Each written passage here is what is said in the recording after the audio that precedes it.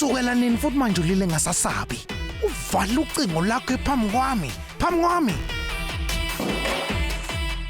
Njalo nje uAJ uhlale ngenza isiphukuphuku mina. Kufanele wenze ukuthile Kisho Jarakida. Kufanele njalo elinye iqhinga lihlale livivile. Kisho. Yebo. Angiphazamisi la. Nakancane ningakhuluma. Indaba khona nifuna ukungitshela kona? Vraj. Khuluma. Umtshelile. Hayi akakhuluma ngayinawo wena. Kishore. Izolo ebusuku mengingaphazami kahle wena izolo ungitshela ukuthi ngivula ibhizinisi lami ngithi. Manje ke khona ulwazi engilifunayo ngalokho. Ngiqonda ukuthi uma ngabe ngazi ukuthi kufunakala malini nezinye izinto ezifunakalayo lokho ngaba ngcono kakhulu. Manje nobabili nizama ukungitshela ukuthi nizoshiya ibhizinisi lika baba. Hayi cha Kisho mfethu anginjalo futhi hayi cha sohlala futhi yabona. Hlala Vraj. Kisho mfethu lana yazi kunendaba la.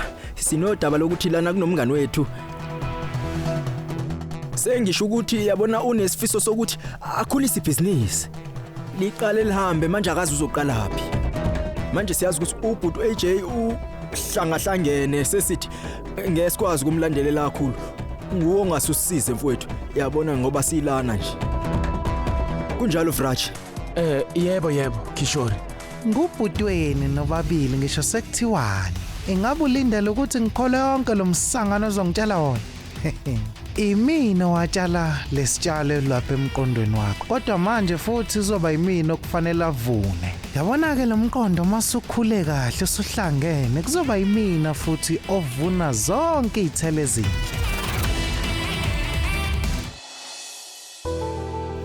uAJ wasindisa impilo yami walwa nezigebengu ngifuna ukungihlenga.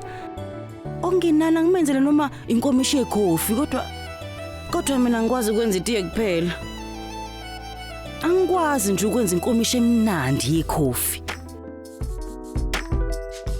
Oh, sengiyazi ithi ngiyobheka ku-internet.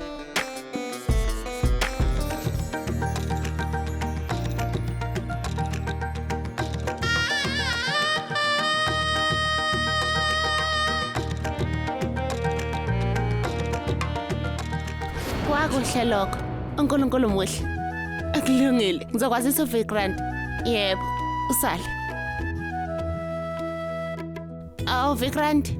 Vikrant. uAJ noLila sebebuyile ekhaya. Inkinga yabo isilungile. Yazi ngisiza kahle kanjani? Empeleni babhekane nalokho ngenxa yethu. Manje ngiyathandaza ukuthi uNkulunkulu abaphe injabulo eningi. Iqiniso. Ngiqonda ukuthi ngizizwa njengesigebengu emva kwayo yonke lento eyenzakele mina.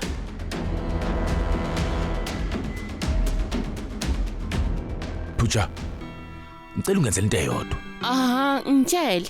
Ngicela ufonele uLila, umtshele ukuthi ufuna ukuhlangana naye. Ngifonela uLila? Ngithi ngiqonda ukuthi ngifuna ukuxolisa kuyena mina. Kodwa mengabe fonelwe wena emva kwalokho kwenzakalile uzovuma. Ngiyacela umfonele nje kanye, ngiyacela. Ngifuna ukuxolisa kuyena, ngiyacela umfonele. Ngifuna ngempela ukuxolisa kuyena. Ngongani wenza njena? Ngifuna ukuxolisa kuyena manje mina. Puja, ngitshele isiphi isidingo sokuthi uxolise umuntu mayiseshonile? Buka, ngisiphathe kabi manginaye. Buka, ngifuna ngempela ukuxolisa kuyena. Ngeke ngikwazi ukulala ngokuthula uma ngingaxolisanga.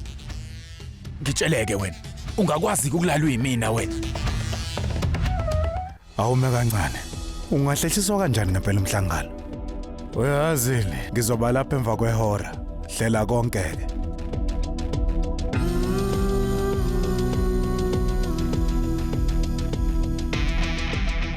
Utshela ubani ukuthi ngifuna ikhofi mangisebenza? Uma ukutshela lokho, Ngizokwazi kanjani pho mina? Angiyazi yonke into ebasemqondweni wakho. Kodwa kube bengazi bengizowenza kangcono. Kusho ukuthi Lutho. Ukuthi kumnandi nje uma khona umuntu ongilethela ikhofi ngesikhathi ngisebenza noma ngifunda ibhuku. Ingakho nami ngikulethelile lana.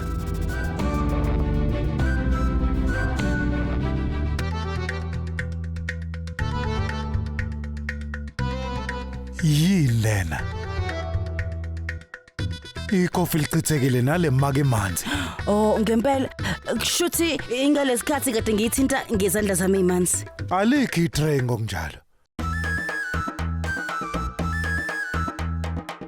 Ukuletha ikhofi linjena lila kuyihlazo. Yini ihlazo ngempela? Uma izandla zakho zimanzi uyazisula ngithi. Nenkomishi yakho meyimanzi kuyayisula. Angizwanga. Awume kancane. Ngoba nakho inkomishi yami imanzi ngaphandle shuthi nekhofa ulifuni. Bese Hayi inkosi impela. Wena nje bheka okuphakathi enkomishini mase uyakhohlwa inkomishi.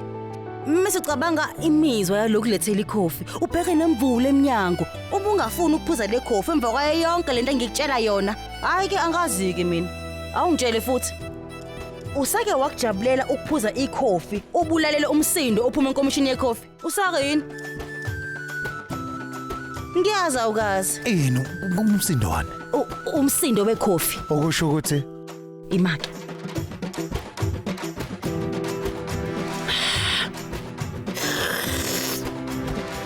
Kanje lokhu kubizwa ngomsindo wekhofi. amanyala. Bheka lalela. Angazi ukuthi kusasa lisiphathelene. Kodwa uma ngabe ufuna ukuhlala kulomuzi, uyiqaphele izinto ekanje. Iyanyanyisa lila ngiyacela landela imithetho. Hayi bakunyanyisa inhlobo nje. Awungitshela. Ukube la kwakho kugcwele oAJ abaningi esikhundleni sabantu abaningi. Ubuze kuthanda yini lokho? Ligcina ulwazi lwakho.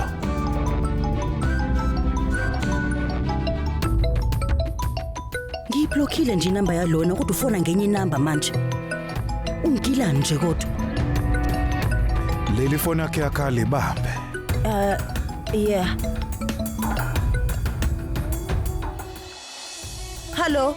Lila ophoja lo lalela nginomsebenzi omncane ngifuna ungenzele wona. Ngiyazi ukuthi awuzizwa kahle futhi akaqini kodwa ngiyacela ukuthi sihlangane. Indaba kwenze njani? Ukahla ngithi? Ngizokutshela mase ngihlangana nawe. Ngicela ungitshele ukuthi uyeza. Kulungileke ngizokusendela location.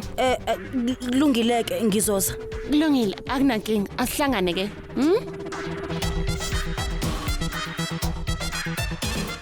Uyeza ke. Uvumile. Puja. Ngiyabonga kakhulu. Ngenxa yakho sengizokwazi ukulala manje ngikhiphe konke lokho esifubeni sami. Ngiyakuthanda. Vikrant. Yonke into izoba kahle yezwa. Hey. Yebo Sando. Yonke into izoba kahle manje. Ozalana.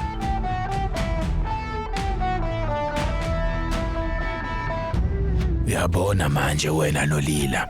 Neinkinga engizoqeda ngayo nomphela.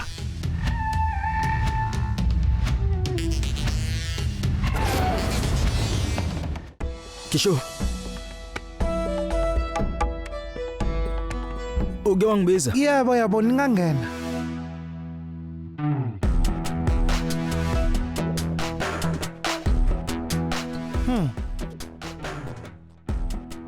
Thathi ifile. Ifayela. Ifile yani leyo bhuti? Angithi umngani wakho ufuna ukuqala ibhizinisi elisha njengamanje. Oh yeah. Yebo.